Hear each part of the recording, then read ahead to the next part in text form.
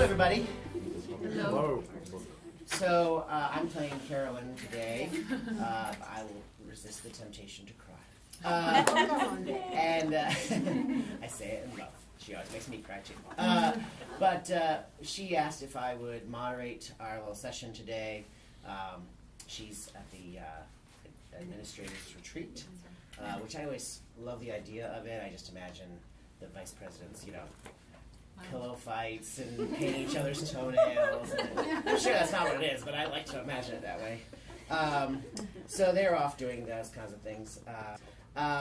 But really, this is kind of the most, I think that this particular session is served by a casualness to it, right? Because it's very much about our lives and about how we make our lives work in this climate. And so she just sort of hand-picked some people who either did it well or did it poorly and learned a lot from it, and she didn't tell us which we were. So that's exciting. But I jotted down a few thoughts and a few ideas about sort of what are the sort of touchstones that make you successful or not so successful at making the transition to Lee. And I think there are sort of 5. And I think they're almost concentric circles about how at the center of the Lee experience you are or have been as you come here, right? And of course, there's people who know Lee. They went here, or they have a friend who went here, or they're very familiar with this community.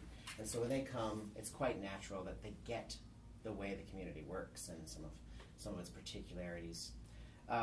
Similar would be those who went to a similar Christian university. It's not far off. This is my experience. I didn't go to Lee, but I went to Taylor University, which is not a very different school from Lee. And I think that was a little bit of why I was able to figure this place out to some degree. The South is another thing that either is your thing or isn't your thing when you get here. It has never been my thing. So that was probably the biggest adjustment for me, was understanding the culture of the region. I was born in upstate New York, and I've lived in Florida and Texas, a little bit all over, but the deep South, this is my first experience here. And then Pentecostalism, of course, is either a thing you bring with you or a thing you don't. In fact, that's what a very wise man told me once about Pentecostalism. He said, I know good folks who do and good folks who don't. And it's been my guiding principle about it ever since. But I did not come from a Pentecostal background. I went to Baptist graduate school, Baylor, and I grew up mostly Baptist and some Presbyterian, but I filled out a job application once where they asked if you've ever spoken in tongues, and I was told that was a deal breaker. If you had, you probably wouldn't be considered here. So just to make sure that they knew I wanted the job, I actually sealed the envelope with a damp sponge. I didn't even use my tongue for that. So that was, I didn't have any exposure to Pentecostalism, so that was new here, right? And then, of course, the world of academia, right? Some people come to us from professional realms and have more of a commensurate experience kind of background when they come to us.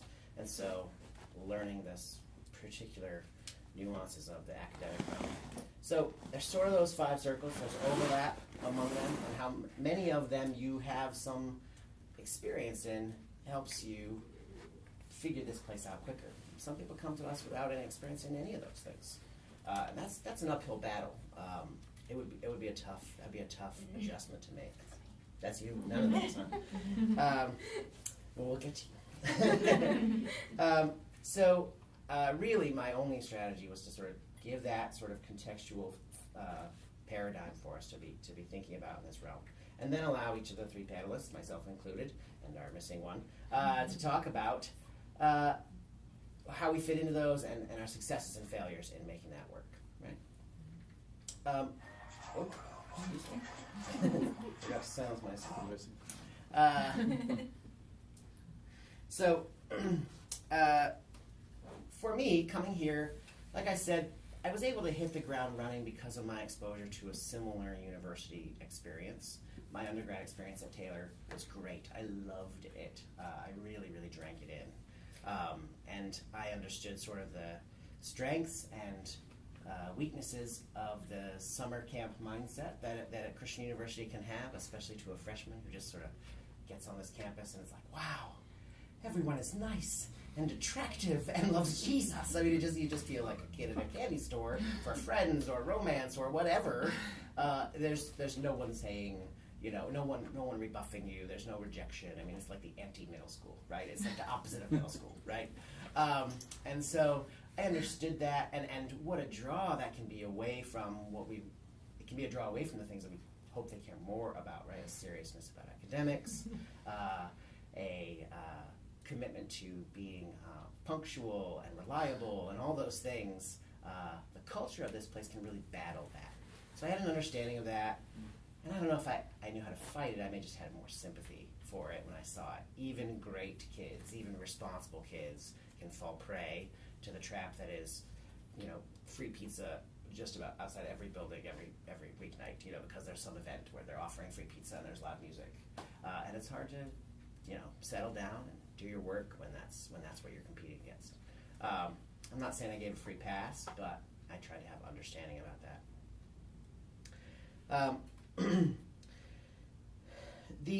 As far as the denominational connection of Lee, for me, I really have been, I think I'm still surprised by how Lee is both very Pentecostal and yet totally a safe place for someone who's very not. And I'm past the honeymoon phase. I mean, I've been here 7 years. And so if I was going to get annoyed by it, I would have by now. And there are certainly things I see that I go, I disagree with, or I have differences of opinion. But for the most part, I have found that that your denomination is generally going to be welcomed here, and that there's not going to be an expectation that you speak in tongues or get slain in the Spirit. And the truth is, we don't even see very much of that on a day-to-day basis at Lee. Certain chapels have it. It sort of gets thickest during convocation, right? That's sort of when we get the most Pentecostal around here. But even then, I find that there's an understanding that some people are coming from that background and some aren't. If you're finding, and I've been trying for the last few days, I've been seeing this session coming down the road. They think about how to leverage my story into advice. I'm going to trust that, for the most part, you're smart enough to do that, or that maybe the Holy Spirit will transform it for me. Because saying that it's never been a problem for me isn't necessarily helpful for you if it's been a problem for you. But just know that there are others like you, right? If you find yourself in a situation where you're like, man, I don't get this Pentecostal thing, there are a lot of others who don't, and they would be glad to talk to you and help you figure out how to find your place here, how to be all the way you, in a way that isn't contrary to what Lee is and what it stands for. Right? And then, of course, the academia thing, right?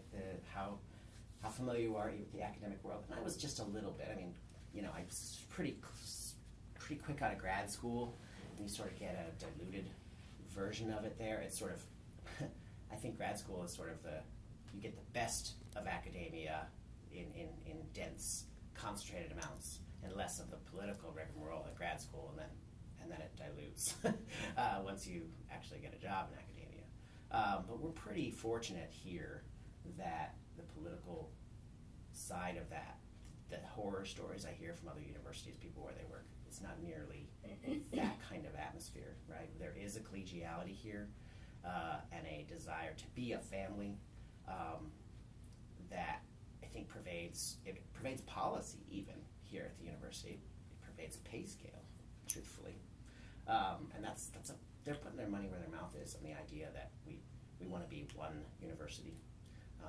Even though there are colleges and there are different areas, we want to be one family. And it's easy to give that lip service. It's easy to pretend that that's the truth or want it and say it a lot in your big meetings, but it has some legs here. And then as far as being in the South, for me, yeah, it's pretty warm here. As far as being in the South, that was a challenge for me. That might be, like I said, the most difficult challenge. especially as an artist in this area, you know, Cleveland is not an arts mecca. If you had hopes, I'm sorry to smash them for you. Yeah, sorry guys. Aside from Bengal Hall at 7:30 tonight, there's not a lot of amazing art going on, and the Dixon Center in a couple weeks. So that's a challenge for me. I find myself struggling to convince people that a play or an art gallery might be as valuable as a wrestling match, you know, in this town. I started at a small community theater here, and it was an uphill battle, right, just to get a little funding and to do anything other than arsenic and old lace over and over again. And so the idea of trying to make new things, and that's not just about, it's a little bit about my evangelical zeal for the arts, right? I do want to make people love the arts that don't love the arts. But it's more than that. It's also about me, again, being all the way me. And a theater artist in particular, you can't just go in their closet and make plays. I mean, they can write them, but they're not really plays until they've actually had some legs, right? And so you got to find a community of people who want to do this too. And so that's been hard. It is, I'll be a little self-disclosure here. The community is not politically in the same universe that I am, in the same area as I am. I find myself in a pretty small minority politically. And so and that doesn't mean I can't find friends. It doesn't mean I can't have meaningful relationships with people who believe differently than me. But it can feel a little stifling, right? So a lot of my struggle over these 7 years has been to find my people, right? And I think it's a really important task of someone new to the area. Whatever of these 5 are important to you, and I don't just mean your nuclear family, and of course you've got those, we'll talk about, that's my last thing I want to talk about. But finding people that get you, that allow you to be you, and I recommend that these people just be not Lee people, right? Find some friends that are unconnected to Lee. Find some, go to Chattanooga and find a group. You know, my wife does, this sounds a little wilder than it is, but my wife is a belly dancer. She does Middle Eastern dance. Yeah, I know. It is really cool. She's amazing. We met online, and that was one of the first things I was noticed in her profile. She's a belly dancer, so I pursued. I found out more information. We just recently found the community of people who do belly dance, and they certainly aren't in Cleveland, right? They're in Chattanooga, right? So, do I do it? Just my wife. I watch it. I'm very good watching. I'm very good at watching it. I do not do belly dance. Are you raising your hand? Oh, I didn't see the bar. I thought you had a question about belly dancing. I was like, oh no. Got into the deep end of something I didn't need to. But anyway, so I'd encourage you to make that a genuine, I would even call it a spiritual discipline, to find your people that you can be honest with, that can, I've heard the saying, your top level behaviors, the things that most are like what you want to be doing, the people that are like you and understand you will push you to be that, right? I've surrounded myself with a small community of makers, people who make things, film, podcasts, whatever, radio shows, and we just hang out. And sometimes we make projects together, and sometimes we just are together, able to talk about our things. But I would say in the last 2 or 3 years, finding those people has made me feel like Cleveland is home, right? It really did feel like a sort of a stranger in a strange land until I had my little niche of folks, right? And like I said, it's not about being isolationist. I still love people who are very different than me in this community. But I'm allowed to sort of explore the things I think God's put on my heart with that specific group, right? The last thing I want to say, and this might be the most controversial after the belly dancing, is, let me just say this. This is a very clear sentence, and I hope if you hear me say one thing, that's it. No one will protect your family here except you, right? That's really, really important. It's not that Lee wants to hurt your family. They love family. They support it in every way they can. but they will ask for your time endlessly, right? This place is a black hole of need for your time, right? You could give and give and give and give and give, and there would still be another game you could go watch, or another play you could go see, or another concert, right? You could do it all day long, every single day, right? And somehow Dr. Khan does it every single day, every hour when he's here, right? Where 2 or 3 are gathered. He is also there, and it's probably streaming, right? So I don't know how he does it. A little bit of the fact is that he doesn't have young kids and that kind of thing, and his whole family sort of is everywhere around here. But really, really guard the time with your family and the ability to spend time with them. My specific rule is to pick about 3 or 4 optional things every semester to go to. As a theater director, this week I'm here every night this week until midnight, from 6 to midnight. So that sort of gives me a free pass, I think, in going to basketball games. But I do try to hit 2 or 3 things. That there's no reason I have to go to them. I have a student who's on the tennis team, so I'll go see his match, or whatever. Go see Unity Dance do their thing because I have a student who's in that. 3 things that are totally optional a semester, and then the rest I just say no, right? And I guard my family. And the nice thing is, the family is a magic word around here. It matters, and so it's okay to say, sorry, I gotta spend time with my family. No one's gonna say, you really could put a little more time in. As soon as you say that, administrators, students, other faculty members go, you're right. Spend time with your family. They get it generally here, right?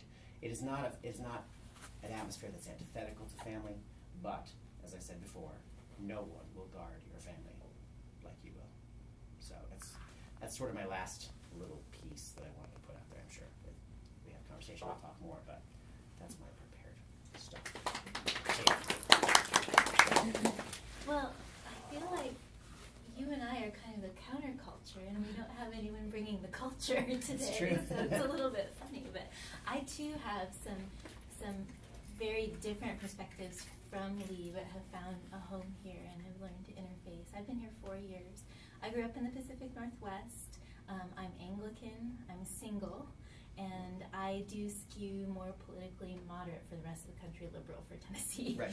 So maybe we're a testament that if you don't relate to us, then perhaps there's lots of different ways to fit in with Lee, because if we found a way to relate to Lee, then if someone who is in some other camp, it might still provide a sort of primer, even though we're different in some ways than kind of the majority here. But I went to undergrad at a small liberal arts school. It was Christian, Whitworth University in Washington State. It's Presbyterian and Reformed, and it's PCUSA, so it's left-leaning. I thought the transition here was going to be easier than it was. Mm-hmm. The culture shock, I have finally come to terms with the fact that I will probably always be in culture shock, and that's okay, because I think a lot of people throughout history have lived in a place that is unfamiliar to them and put roots down. And so for a while I thought this was going to be something that would pass, and I was looking for it to pass. It didn't pass. I don't think it will ever entirely pass. But just like Dan, I found ways to find community. It does tend to be in Chattanooga. I go to church in Chattanooga, and I have a small group that I go down for. So I'm down there a couple times a week. And navigating the singleness component has been particularly difficult, because this is a community where many of my students are married. Nobody's picked on me about it or anything, but I'm single. We can change that. I'm single, but would like to not be, and would like to have a family, and I'm getting older and feel that pull to be on campus all the time, and I do try to be here as much as I can. I'm on campus a couple nights a week, but I come from Olympia, Washington via Chapel Hill, North Carolina, which are 2 kind of arts towns. They do lean left, but a lot of what I liked about that was not the politics so much as just the fact that there were opportunities that fit the things I was interested in.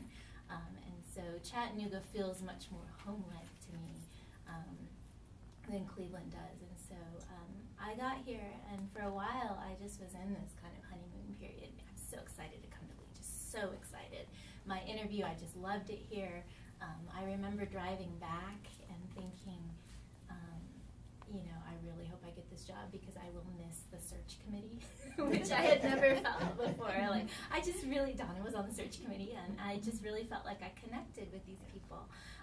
And then got here, everything seemed to be going well. I bought a house. It's a 1926 craftsman style house. I'd always wanted one, and then all hell broke loose in my first semester. I lost 3 members of my family in 8 weeks.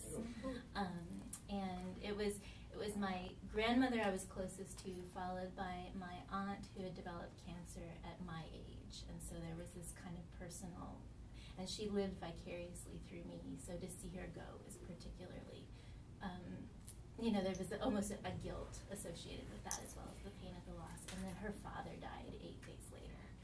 And so all of these people were not in the South, and I was trying to figure out how to manage the workload, which was bigger than I expected. I used to assign a lot more writing when I was at Chapel Hill because I only had 2 classes, so I could grade it. And so I was really overwhelmed with the work. Wasn't sure how I was going to get back to these funerals. We had to delay my grandmother's funeral for a month so I could go, which was really hard on my family. It delayed the grieving process. And I want to say one thing to you guys. You have 2 days of personal leave. I didn't know it. I didn't find that out for several years, and I've talked to other colleagues who didn't know it either. So just be aware that if you need to use that, it's there. Because the problem with my losses were none of them fit the kind of typical bereavement schedule of if it's a parent or a child or a sibling. And so trying to navigate all of those, being in a house and all of those challenges of being single, like trying to hold both ends of the curtain rod and the drill at once. I was getting dressed in the middle of the house where there were no windows because finally I figured out how to hold the curtain rod up with my head and drill, but there was just this kind of absence. And it was really hard because I was hearing all about how Lee was family, and I was coming in expecting that and didn't feel that right away just because my needs were so enormous. They were at a scale that Lee couldn't. No one knew me well enough to know how to meet those needs, and probably Lee couldn't meet those needs anyway. So the rhetoric of family is always something I struggle with a little bit here because it is family to a degree, but family is something else. Sure. It's good. It's something that I would like to have, and I can't let Lee keep me from that.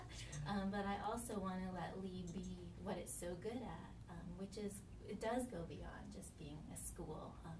Making a student a number, but kind of negotiating that whole thing in the midst of a lot of bereavement and crisis was really, really hard for me.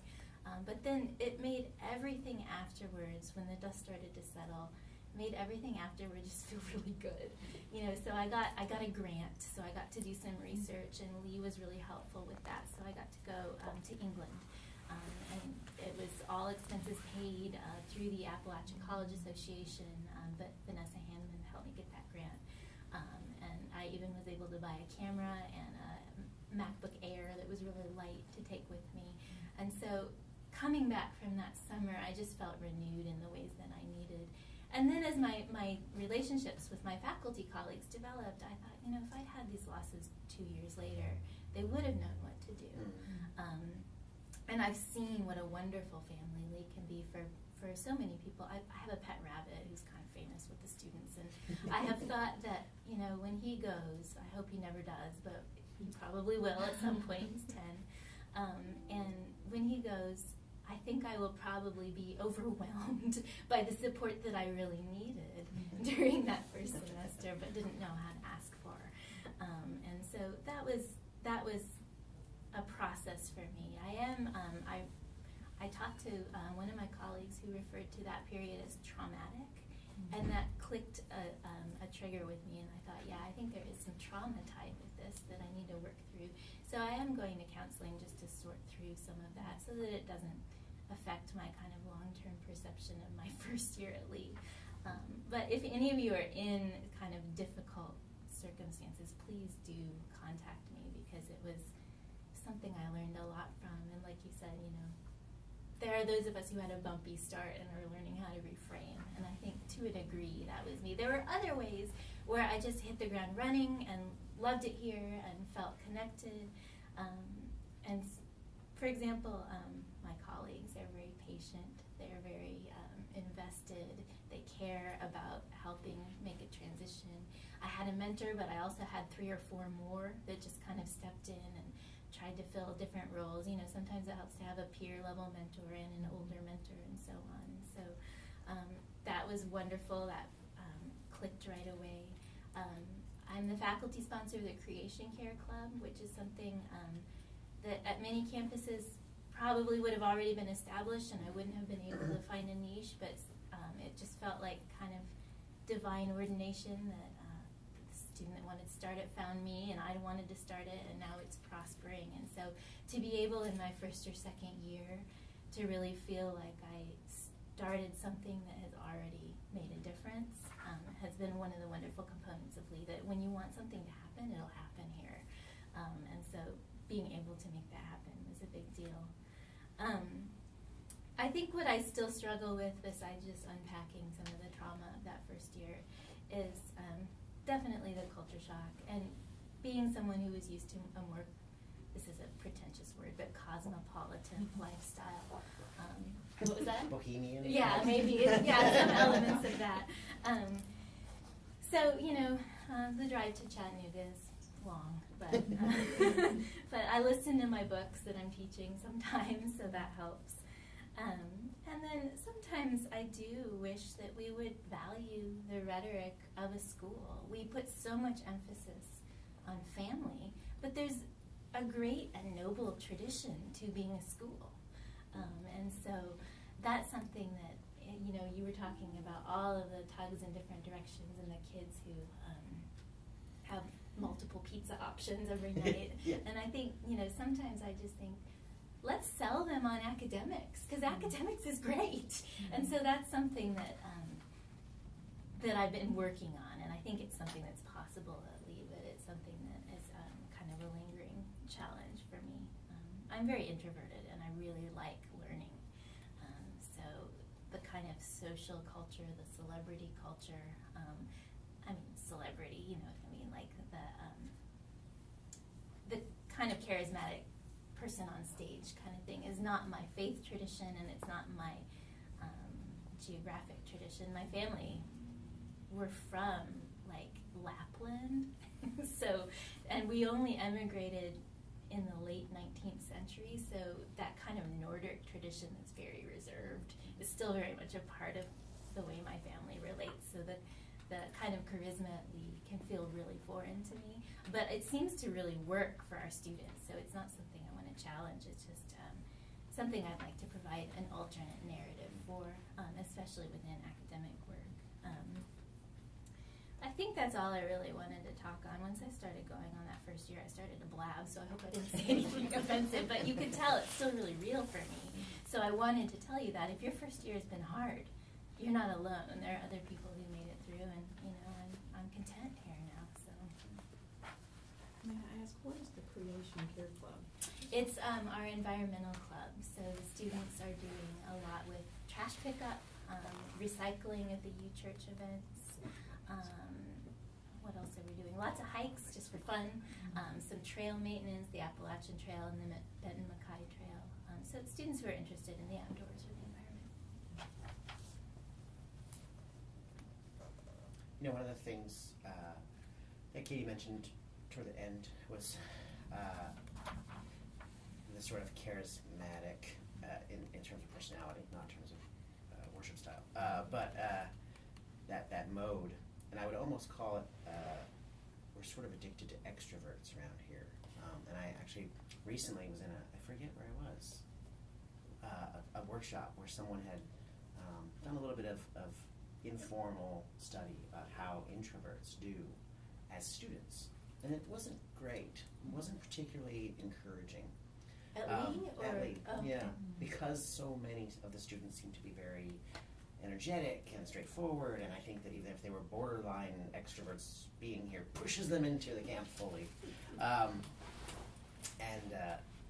And so my heart kind of goes out to those who don't fall into that category, because I do think it is a smaller proportion than at some other institutions. And for the first time, I wonder about faculty when they're under the same predicament, right? Do they feel hemmed in or pressured to have a style that's not really theirs in the way they engage with others? I think that's certainly a possibility. Yeah, I wouldn't say that Lee ever wants to marginalize anybody, really. Right. But sometimes there's just the kind of social majority gives this unintentional message, I think. Right. Well, I feel no compulsion that we have to go all the way to 5 o'clock, but I do think this is a pretty good discussion conversation. This is a conversation. So I'd be curious to hear, anecdotally or observationally, where you're at. If you have questions, we'll try to answer them. We're only experts of who we are and how we've done it, but we're glad to answer those kinds of questions. But if you had experiences or things you've noticed in your short time here, if you're the new faculty, or in your longer time here, if you're the mentor, about making the transition to lead. I get a little tickled because I hear, I guess y'all came from very different backgrounds than Yeah. I was traditional Church of God, South, Right. you know, I'm from that.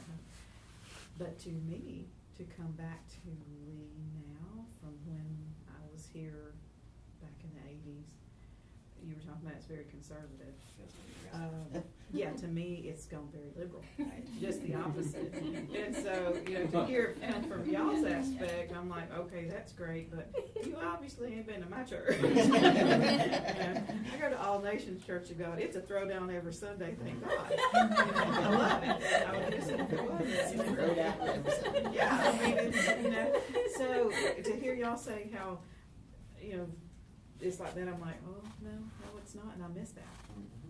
I very much miss that. And you were talking about you don't hear the speaking in tongues or the slaying in the spirit. I mean, I'm thinking how sad that is, because that is what we were founded on.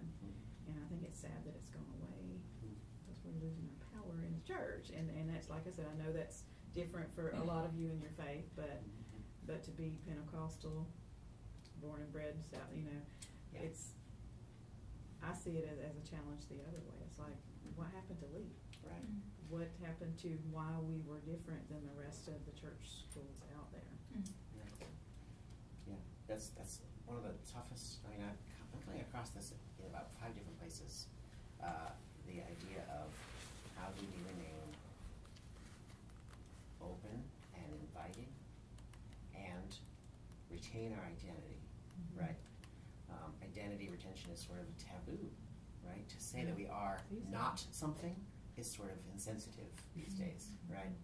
But of course, we are some things here. Deliberately, we're not some things. And so, yeah, that's an interesting, certainly a different perspective. And you're certainly, I'm sure you're not alone in that experience of Lee. The people who have been here a long time have seen it very differently than they grew up in. Do you find that there are students that are still looking for that? I love the freedom that we have as far as, you know, with devotions and everything. My students they know my beliefs and stuff. No, I don't stand up and talk in tongues or anything in class, but they know where I'm from and the church I go to. And so, you know, some of them feel free and they will talk about their experiences or whatever. And some of them, yes, they're very much looking for that because it's just not around anymore. And others are like, don't have a clue what you're talking about, Miss Duff, and I'm thinking I'm scared to be known what you're talking about. So we get the gamut, and I love that. You know, I do not call myself Pentecostal or Church of God. I call myself a Christian, period. Sure. Because I don't like the denominational line, so you know, we don't talk about so much like that with students, but there are those that are hungry for the move of the Spirit of what we call it. So. Yeah. Yeah, I'm glad you shared that. This panel's a little lopsided without the middle. So. But I also love we can talk like this, That's right. and that's cool. That's right. We're all Christians. And we wouldn't be here 5 and 7 years if we weren't comfortable with that being a part of Lee. So that would have pushed us away a long time ago. Obviously, it's not presented in a way that's repulsive to those who disagree or don't experienced that. Oh, no. Not Yeah, even- no, not I've even a little definitely bit. learned from it. I've appreciated that exposure. Something I'm glad has changed. When I first came, we could not teach in pants. We had to wear dresses. Well, I look terrible in a dress. Not even a I kid. bet you want that for theater. Okay, I'm just kidding. I look great. No, who we're kidding. No, dancing, we know you are. Have you had anyone had one of the things I didn't talk about was that I mentioned the boundary for your family, but also I think to some degree, and maybe it's best that the teacher's not here for this conversation, so we can talk more openly. Because we're such a teaching university, and I wouldn't want to be anywhere but a teaching-focused university. I would say often the attitude toward academic study or creative endeavor that's not on campus, right? Because I see my music brothers and sisters in the background. That kind of extra work that doesn't directly, in obvious ways, apply to the classroom. It's not that it's discouraged, but it's sort of a nice sort of pat on the head attitude.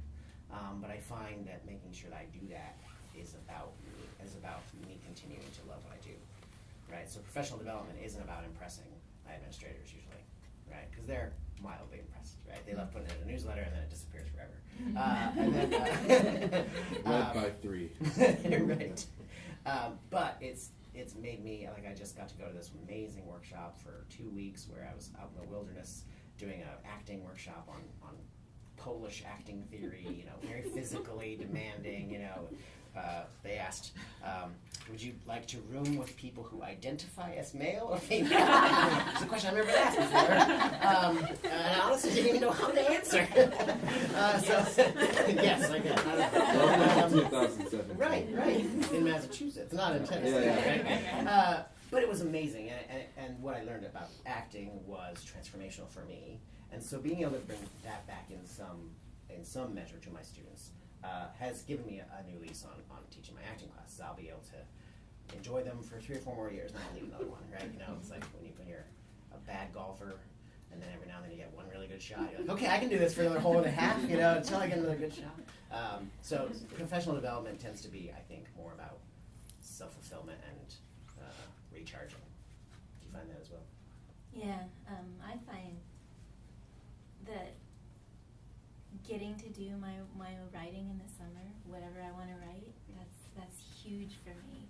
And that actually wouldn't be the case if I was teaching it in R1. I'm teaching, or I'm writing popular nonfiction, and that would be career suicide if I wanted to do research. But I'm actually converting my dissertation into something that's more populist in its focus, and so that kind of niche opening up helped me to see, okay, Lee actually makes a lot of things possible, and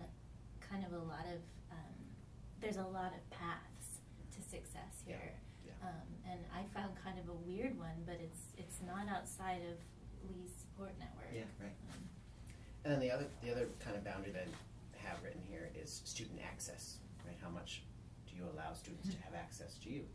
And I remember that when I first got here, a student, I forget, I think they texted me something, and one of my counterparts was like, oh, that's so inappropriate. They should be sending emails. And I was like, they both come on my phone instantly. It's just the color that comes, like, it's a green bubble versus a white.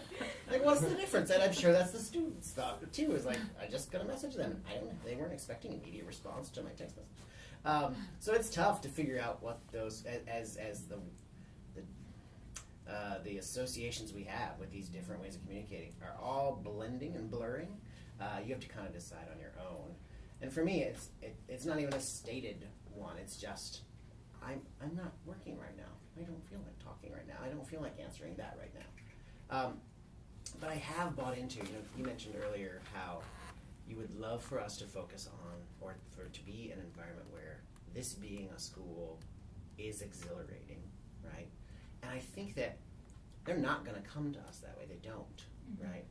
We'd have to be a different institution for them to come to us that way. But I think that one of the most effective pedagogies I have for lighting the fire under someone's academic rigor is just letting them witness mine, right? And so when they have a look behind the lecture, the fact that I went to go see a play on the weekend because that's really what I love to do, or the fact that, you know, a friend of mine comes into town and he's a professional actor and we just go and talk about, you know, this stuff, and we have deep conversations about what it means to be an artist and a Christian. The fact that that's what I do for funsies, right? That is what makes them go, oh, this is more than just a class, right? So I hate to just, it's easy, you know, the curve for me was all access all the time. I want to be the cool professor, everybody's friend, blah, blah, blah, right? That was year 1 or 2. And then I kind of really pulled back, and it was sort of at arm's length and keep everybody out. You know, I need to protect my family, need to have my own time. And now I'm trying to find that balance where, you know, they get those looks behind the professor mask, and they see that it's not just a mask, but I really do this and I really love it. And that makes them want to have something they love that much too. So student access is pedagogy. That's what I'm saying. Any other comments or questions or thoughts? Thanks so much for being here, guys. Thank you. Thank you. Great.